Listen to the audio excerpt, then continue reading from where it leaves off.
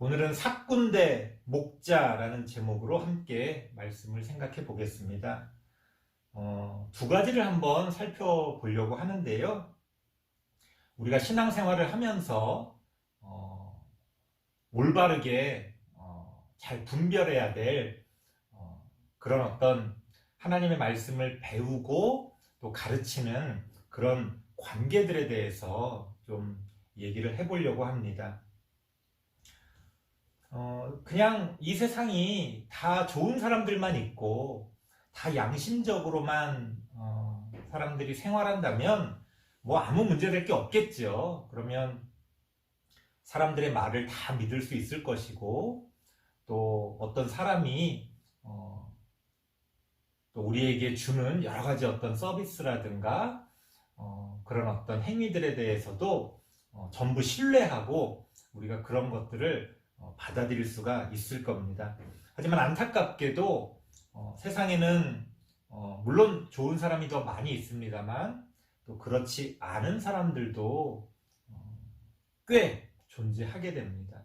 그래서 우리가 사기도 당하고 속아 넘어가기도 하고 배신도 당하고 그런 거 아니겠습니까? 우리의 일상생활에서 자잘하게 그런 일들을 겪는 것은 충분히 그럴 수 있고 또 우리가 그 과정 가운데서 또 여러 가지 많은 것들을 배울 수도 있기 때문에 좋습니다. 그런 것들은 그냥 크게 생각하지 않고 넘어갈 수 있을 것 같아요. 하지만 하나님의 말씀을 가르치고 배우는 일에 대해서는 그렇게 할 수가 없다는 거예요. 그렇게 그냥 그럴 수도 있지 그러고 넘어갈 수가 없다는 거예요. 왜냐하면 이것은 우리의 영혼을 살리느냐 죽이느냐 하는 아주 중요한 문제이기 때문에 그렇습니다. 그래서 우리가 우리의 육신의 병을 고치기 위해서도 좋은 의사, 믿을 수 있는 의사, 훌륭한 병원을 찾아가려고 노력하지 않습니까? 겉으로 보기엔 그럴듯해도 알맹이는 없는 경우도 있고요. 겉으로 보기에는 화려해 보이지 않지만 정말 실력을 갖추고 있는 그런 사람들도 있을 겁니다. 우리가 그런 것들을 잘 분별하지 못한다면 이거는 죽느냐 사느냐 하는 문제이기 때문에 그냥 내가 좋은 경험했어 그렇게 넘어갈 수 있는 문제가 아니라는 거죠. 그렇다면 우리가 신앙생활에서 교회 생활 가운데서 하나님의 말씀을 가르치고 배울 때에 무엇을 염두에 두어야 하느냐? 두 가지인데요. 첫 번째는 하나님의 말씀을 가르치는 사람을 흔히 목자라고 이야기합니다. 그리고 하나님의 말씀을 배우고 그 하나님 말씀대로 따르는 사람들을 양이라고 흔히 비유적으로 이야기합니다. 왜냐하면 성경 시대가 특히 이스라엘 민족이 그런 어떤 양을 치는 그런 어떤 경제 활동들을 많이 했기 때문에 그런 비유들이 성경에 많이 기록되어져 있습니다. 자, 그렇게 하나님의 말씀을 가르치고 양들을 이끄는 사람을 목자라고 하는데요. 그 목자 가운데 사꾼이 존재한다는 거예요. 이게 굉장히 이제 좀 설명이 필요합니다. 사꾼이라는 게 뭐냐?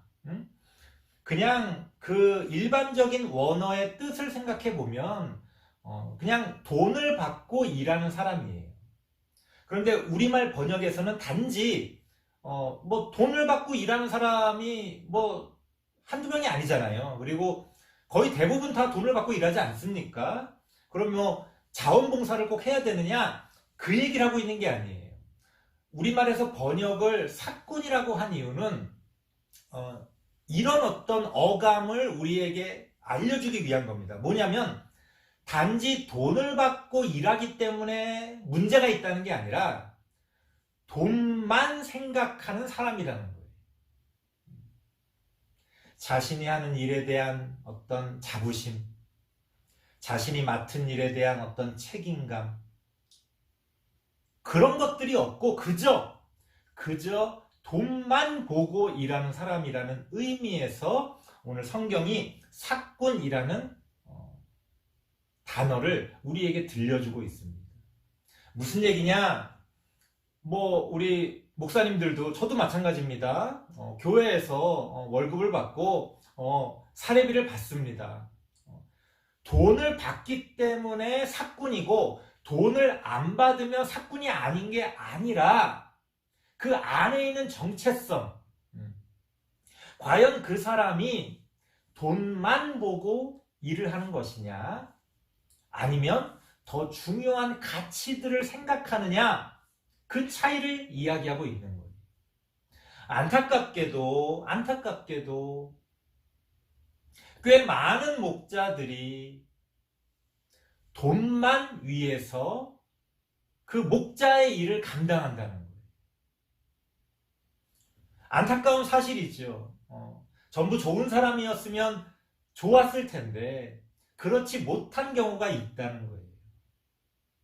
에이, 설마. 아이, 우리 목사님은 안 그러겠지. 저 사람이 얼마나 저렇게 좋은데 그럴 리가 없어. 여러분, 사기꾼한테 우리가 이렇게 속는 일들이 벌어지잖아요. 우리의 일상생활에서 흔히 벌어지는 일은 아닙니다만 우리가 뉴스 같은 데서 그런 것들 많이 보지 않습니까? 만약 그 사람이 딱 봐도 사기꾼처럼 생겼어. 딱 봐도 행동하는 게 사기꾼 같아. 그러면 누가 그 사람한테 속아 넘어가겠습니까? 사기꾼한테 속아 넘어간 사람들이 거의 대부분 나중에 하는 말이 뭐예요? 저 사람이 그럴 줄은 몰랐다는 거예요. 설마 저 사람이 그럴 줄은 상상도 못했다는 거예요. 오히려 너무너무 좋은 사람이었다는 거예요. 오히려 다른 누구보다도 더 나한테 잘해주고 좋았다는 거예요. 그러니까 겉모습만 봐서는 알 수가 없어요. 내 마음에 쏙 드니까, 나한테 이렇게 잘해주니까, 내가 보기에 훌륭하니까, 이런 어떤 나의 주관적인 생각만으로는 판단할 수가 없어요. 다른 기준, 성경의 기준, 하나님이 우리에게 가르쳐 주시는 진리의 기준을 따라 판단을 해야지. 나는 저 선생님 너무 잘생겨서 좋아. 난 너무 예뻐서 마음에 들어. 목소리가 딱 내 스타일이야. 이런 거 아무 소용 없다는 거예요. 그 사람이 가르쳐주는 하나님의 말씀이 과연 성경에 근거한 진리냐? 과연 이 시대 가운데서 우리에게 필요한 하나님의 말씀을 우리에게 먹여주고 있는 거냐? 그게 중요하다는 거죠. 하지만 우리는 많은 경우에 겉모습만 가지고 판단합니다. 많은 경우에 그저 내 느낌만 가지고 판단합니다. 그렇기 때문에 사꾼들한테 속아 넘어가는 거예요. 그러면 안 된다. 가장 중요한 거, 사꾼이 존재한다는 것을 알고 있어야 돼요. 우리 보이스피싱 같은 거 최근에 아주 많이 피해자들이 나오지 않습니까? 저한테도 며칠에 한 번씩 이상한 문자가 옵니다. 저도 처음에 그런 보이스피싱이라는 게 있다는 거를 몰랐을 때는 이거 뭐지? 나는 결제한 적이 없는데 결제됐다고 이렇게 딱 날라오니까 그것도 가격이 막 300만 원. 깜짝 놀라가지고 이거 연락해봐야 되나? 전화해봐야 되나? 당황스럽죠. 그런데 지금은 이런 게 보이스피싱이고 그런 보이스피싱이 아주 다양한 형태로 많이 생겨나고 있다는 걸 알기 때문에 이제는 좀 새로운 어떤 이것도 뭐야 하면서 좀 이상한 게 와도 일단 의심을 하는 거예요. 이럴 리가 없는데 이렇게 이런 것들 주민등록번호를 요구하는 이런 문자가 올 수가 있나? 그럼 말이 안 되는 거잖아요. 그럼 개인정보를 원하는 게 올 리가 없는데 그리고 이렇게 설명도 길지도 않고 번호도 좀 의심스럽고 형식도 그렇고 이거 좀 아닌 것 같아. 보이스피싱이라는 게 다양하게 많이 존재한다는 걸 아는 것만으로도 덜 속아 넘어가지. 그래서 우리가 교회 안에서 신앙생활을 할 때도 항상 조심해야 됩니다. 교회 안에서 나오는 말이라고 해서 다 진리가 아니에요. 높은 자리에 있는 사람이 말한다고 해서 다 올바른 게 아니에요. 착한 사람이 말한다고 해서 다 좋은 열매를 맺는 게 아닙니다. 결국은 하나님의 말씀을 따라 하나님이 세우시고 하나님이 사용하시는 목자여야, 하나님의 사람이어야 하나님의 뜻을 우리 가운데서 이루어갈 수가 있다는 거예요. 그래서 우리는 가장 먼저 사꾼이라는 게 존재한다 라는 것들을 알아야 됩니다. 아이, 목사님, 그런 것들을 제가 어떻게 분별해요? 잘 모르겠어요. 잘 모르겠으면 가장 결정적인 중요한 기준이 뭐냐? 사꾼이 아까 뭐라고 그랬어요? 돈만 보고 일하는 사람이라고 그랬잖아요.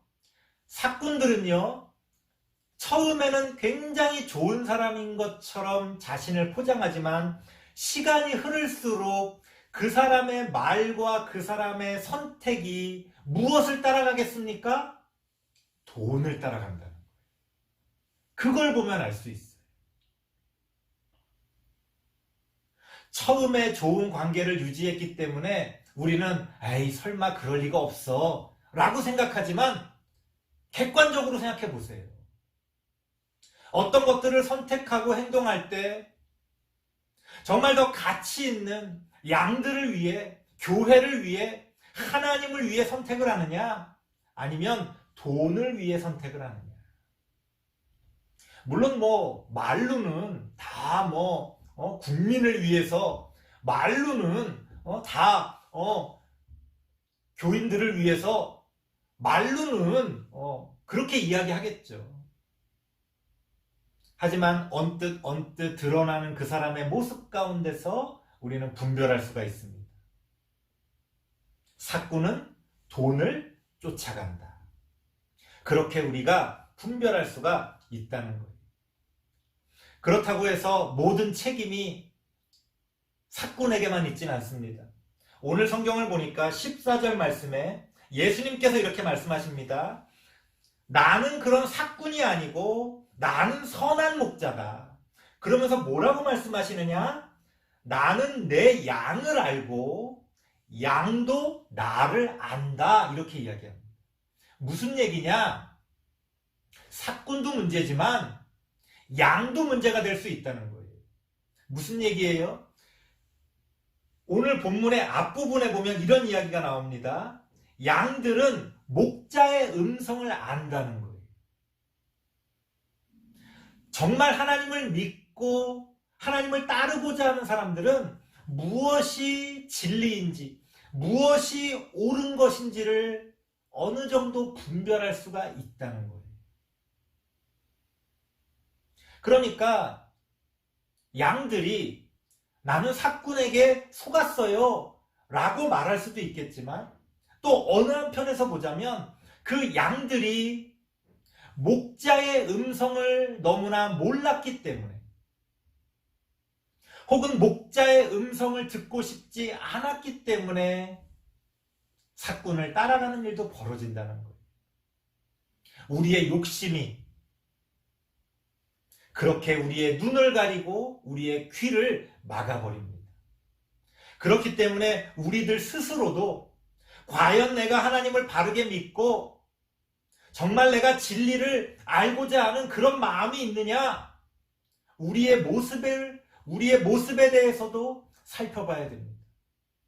사꾼은 사꾼대로 우리가 분별한다고 치고, 평소에 우리는 우리의 모습 가운데서 우리가 욕심을 따라 내가 살아가고 있는지, 혹시 나도 돈을 쫓아가고 있는 건 아닌지, 나도 그저 어떤 화려한 그런 성공과 명예와 그런 어떤 권력을 쫓아가고 있진 않은지, 우리는 과연 하나님을 진정으로 따르고자 하는 그런 하나님의 양인지 우리의 모습을 통해서도 우리는 살펴봐야 한다는 겁니다. 설교를 마치겠습니다. 우리는 그렇게 신앙생활, 교회생활 가운데서 올바른 목자를 찾아 제대로 된 하나님의 말씀을 배우고 하나님을 바르게 따라가는 우리 모든 다음 세대 친구들 되시기를 바랍니다. 기도하겠습니다.